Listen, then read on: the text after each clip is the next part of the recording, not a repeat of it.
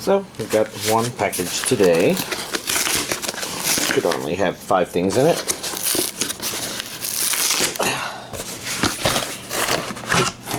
Look, that's 5 things. And then we had 3 other things arrive. So, let's begin here. This is Tonari no Seki-kun, the Master of Killing Time. I don't know what to make of this.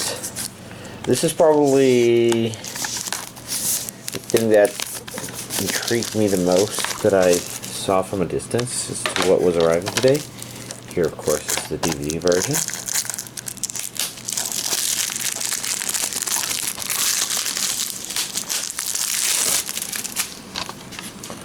So if we begin in the DVD version, it's 2 discs, apparently.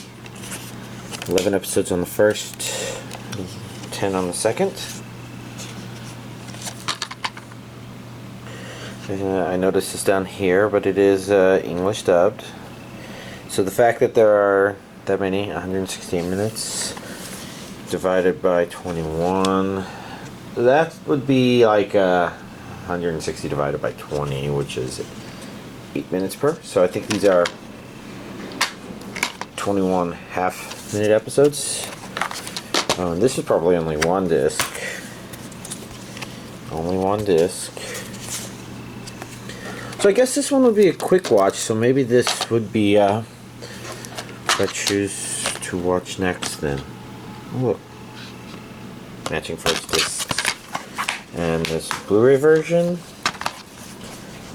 region A only. Straightforward enough. Next, I don't know what to make of this. Gugure Kokkuri-san collection.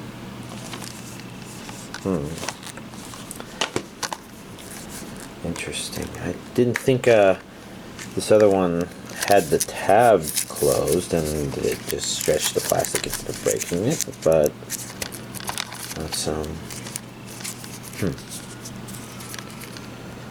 there's a lot of noise out there, isn't there? Don't know if the camera's actually picking it all up.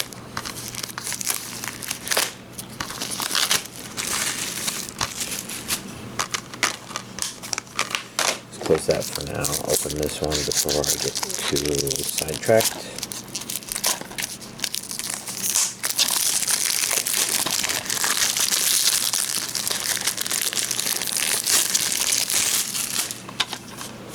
And now,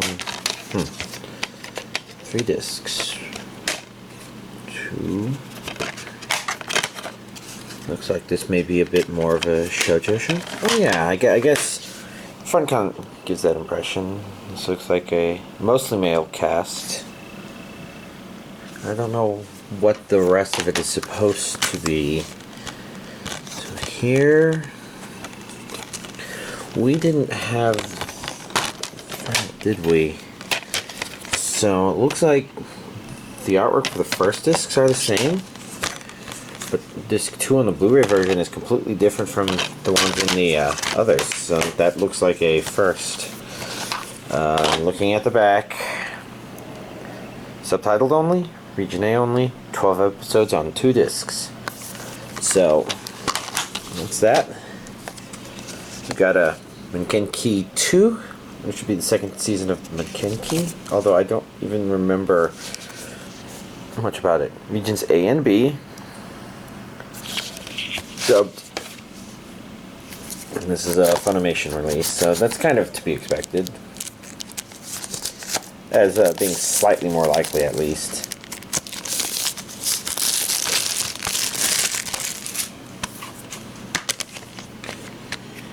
And pretty standard. 2 DVD discs. I'm guessing these are DVD. Yeah,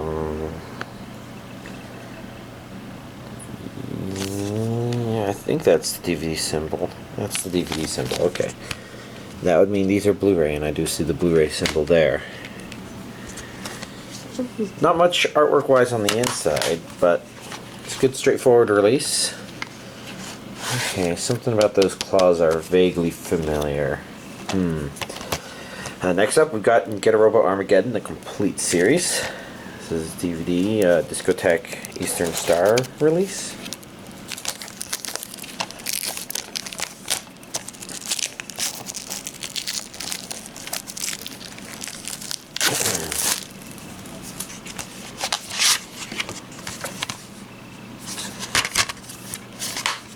Forgot that Eastern Star does this.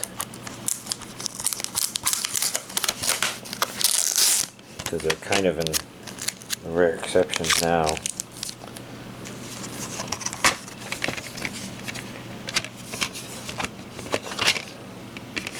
Just 2 discs apparently. Probably makes sense. Back here, 300 minutes, so I think that lines up about right. Next up is Garakowa. This is the Garakowa Restore the World Import Edition. This is actually a really neat looking box or anime or something like that. Maybe both. That said, I hadn't thought about what it would take to actually open this. So,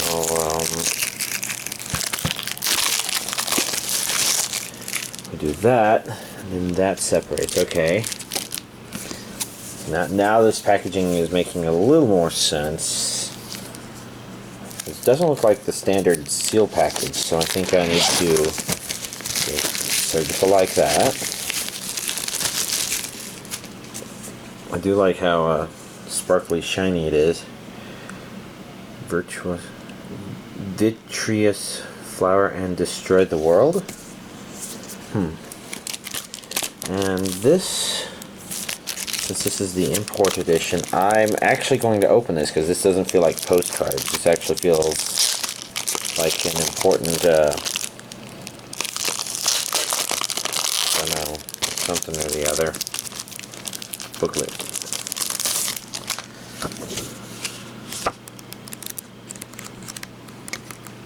Looks like English, so this is probably the English booklet that goes alongside this import edition. Oh look. So this looks like probably the same booklet except there's a lot more artwork.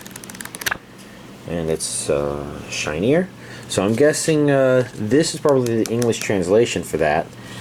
As you can see, it's not quite as sparkly, but obviously it's still important. And then here,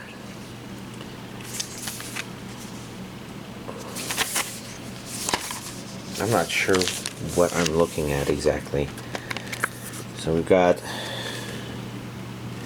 this says Blu-ray, this says compact disc, so I think this is probably the movie, unless it's a series or something, small series, and then that would be the soundtrack. There's a lot of stuff, although this looks notable. I do not know what that says or what that says. So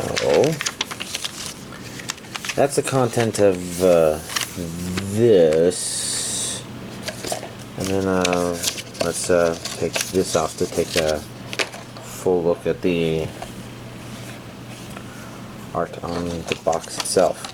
So unlike the stuff that's released here, this is definitely a thicker cardboard of some sort. Not the flimsier stuff that Aniplex tends to use.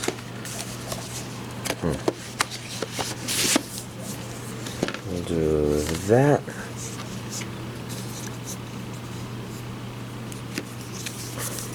Something tells me I put that back in upside down and backwards. I just want it like this so that if you are looking at it on YouTube like that, and it looks pretty.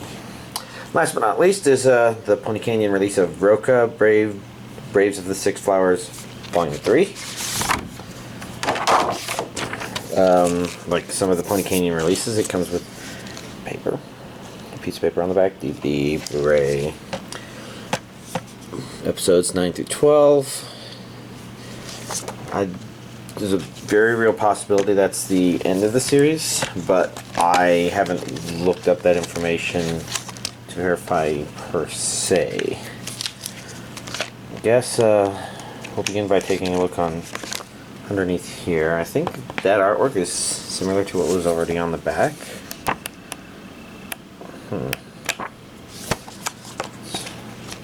Neat, simple little booklet.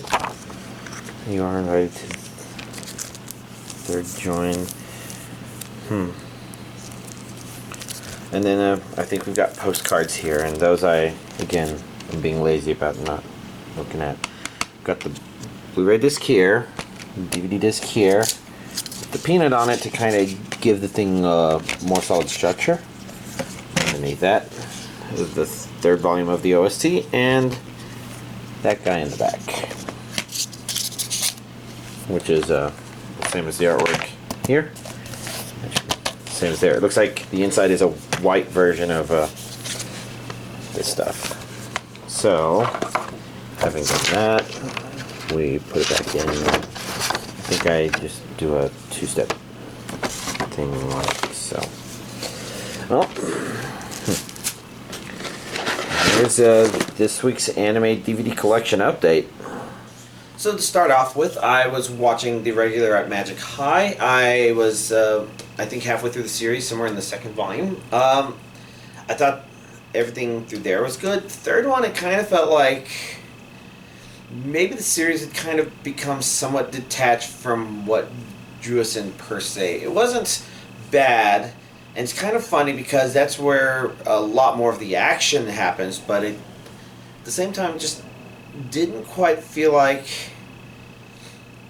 it was about the main characters as much, even though it kind of was. Like, it fell into a sort of Bleach or Naruto sort of problem where I think a lot of time is spent on the side characters, maybe?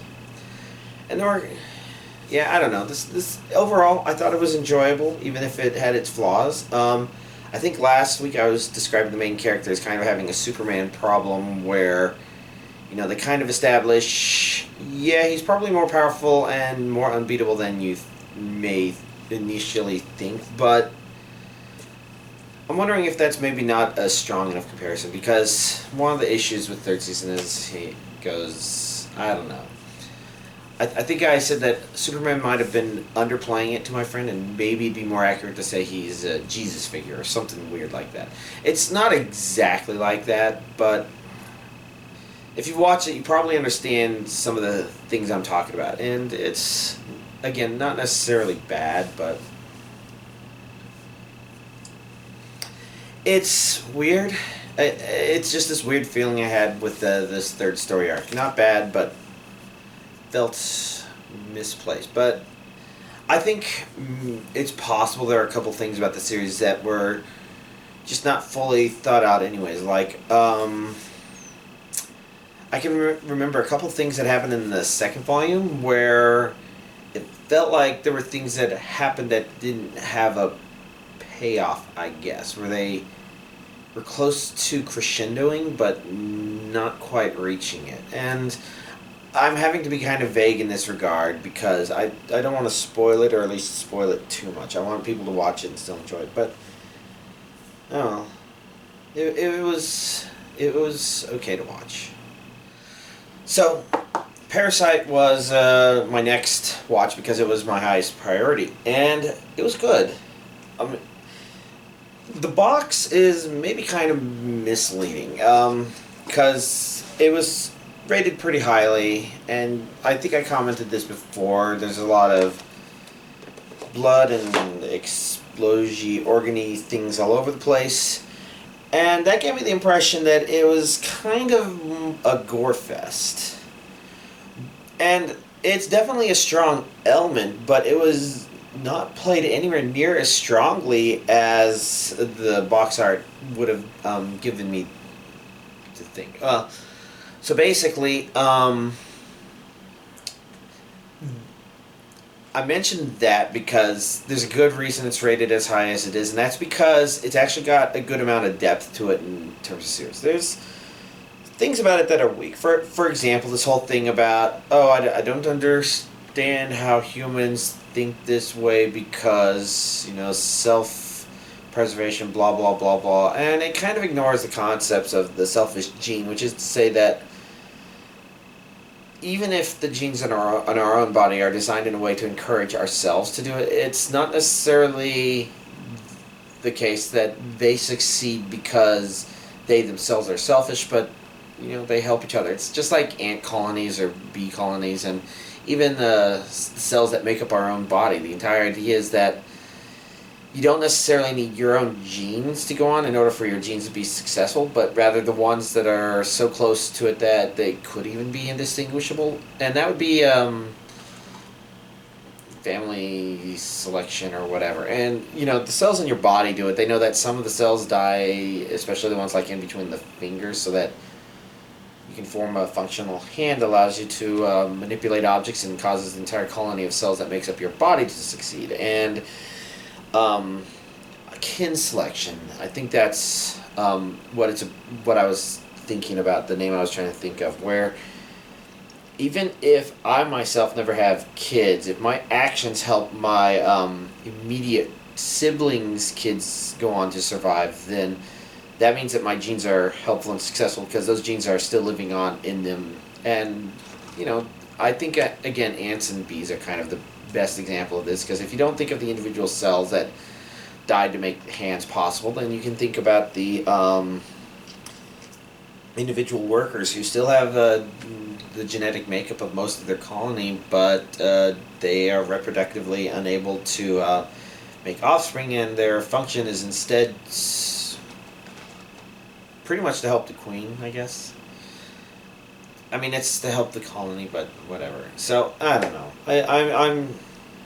I guess I'm getting off track. The idea is, you know, that's it, saying, oh yeah, selfish, you should only be caring about your own survival, is not in and of itself a very logical thing. It's only a logical thing if you got some presuppositions about what entails survival or whatnot. And that was something that was kind of off about this, but like I said, it is a little bit deeper. It may not be completely mature in that regard, but instead it's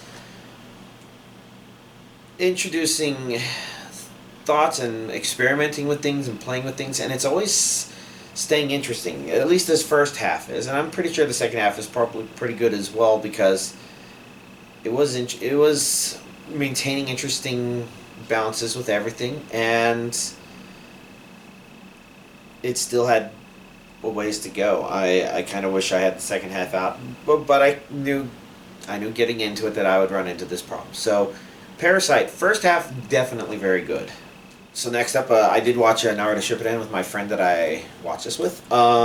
This was actually a pretty good set. It started really great, and it just kind of slowly started going a little downhill with some flashbacky sort of stuff.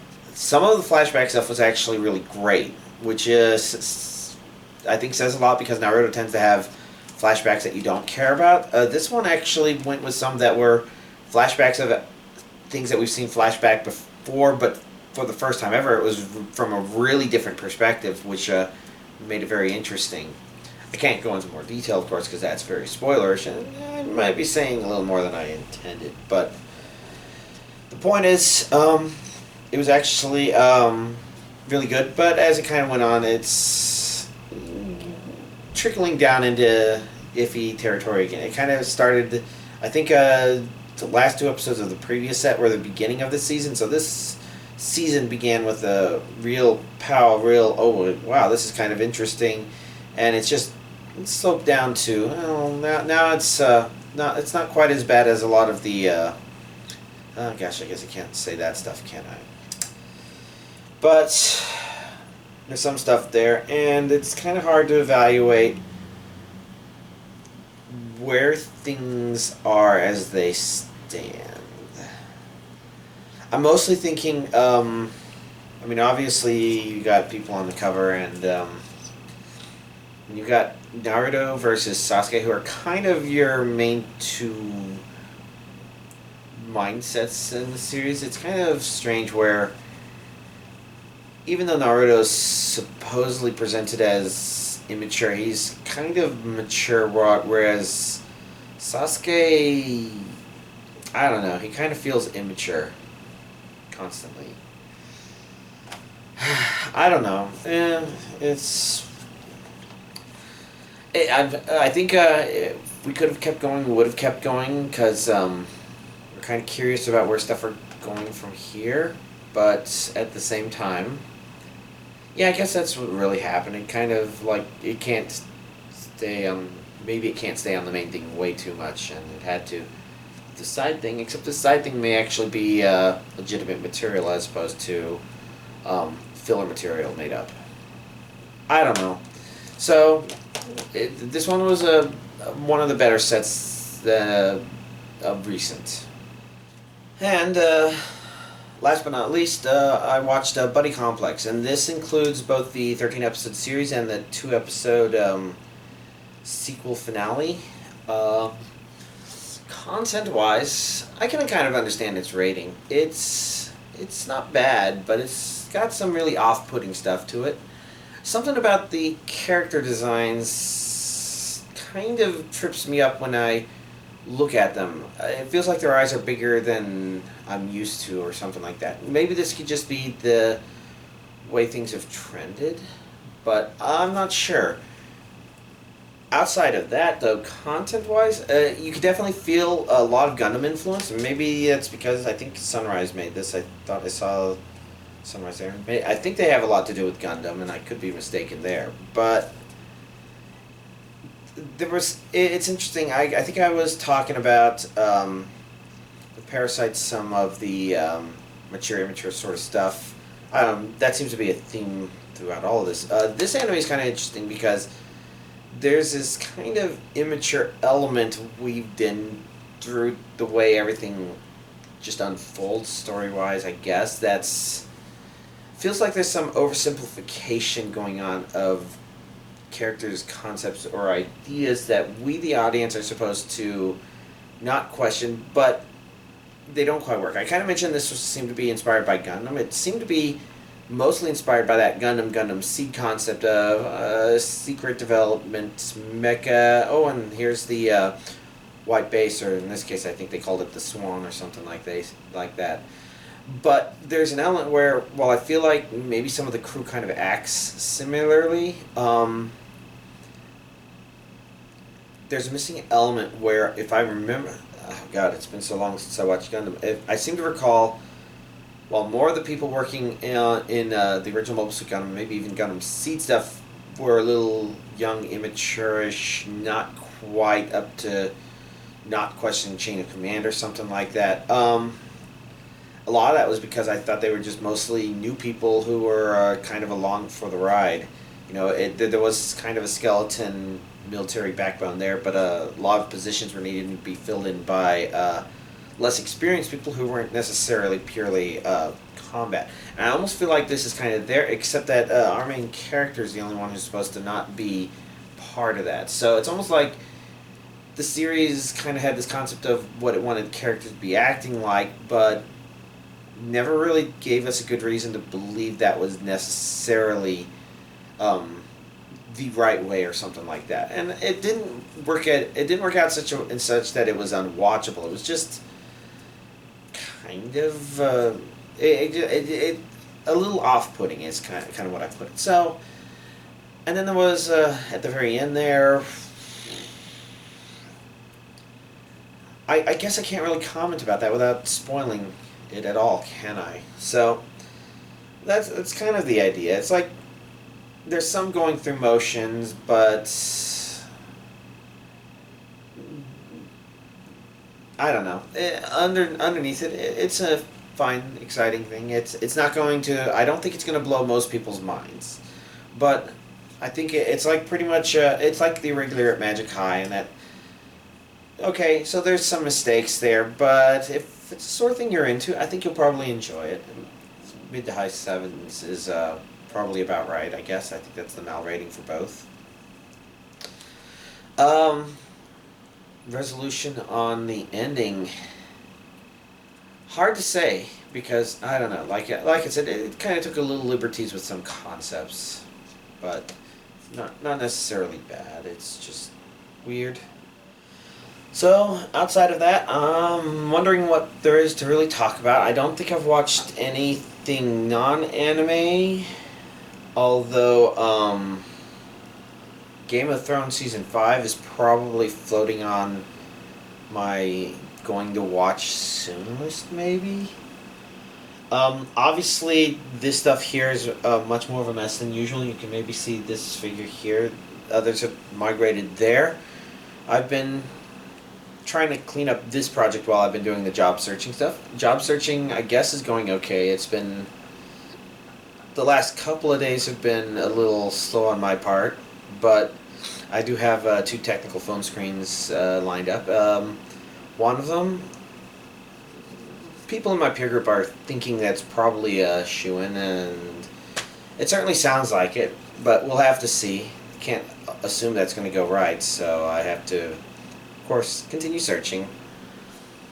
But I think a lot of the paperwork and preparation is there, so it's really just talking to people. I don't know. And anime, I wonder what I'm going to be watching. It's kind of hard to think what I want to prioritize. I guess you might be wondering why I didn't watch the one Attack on Titan episode. I did read the manga volume that came with it, and it's definitely some neat stuff. I don't want to talk too much about it because content-wise, a lot of my thoughts are spoilerish. Pokemon, I'm still dealing with the Battle Mason bullshit. Finally got to the Battle Mason person running the Super Singles for the second time with this current group, but I don't know. There's a part of me that's thinking I don't spend a whole lot of time on it just because I know it's just going to throw some bullshit at me. Character's going to critical hit at kill all my Pokemon, and the one that takes it down will not be able to take on the 2 remaining ones, or something stupid like that, because all that crap keeps happening because Nintendo decided, hey, let's take this perfectly valid strategy game and turn it into a game of chance instead. It's stupid. But I guess I'm gonna see about continuing at it. Maybe just taking a brief break to make sure Chansey's PPs are maxed out, because I did run into a couple of stall wars where it won out, but need to make sure it's not going to lose that one just because I didn't put the PP into the moves. So, stuff. What else is there to say? Nothing comes to mind, so y'all have a nice week.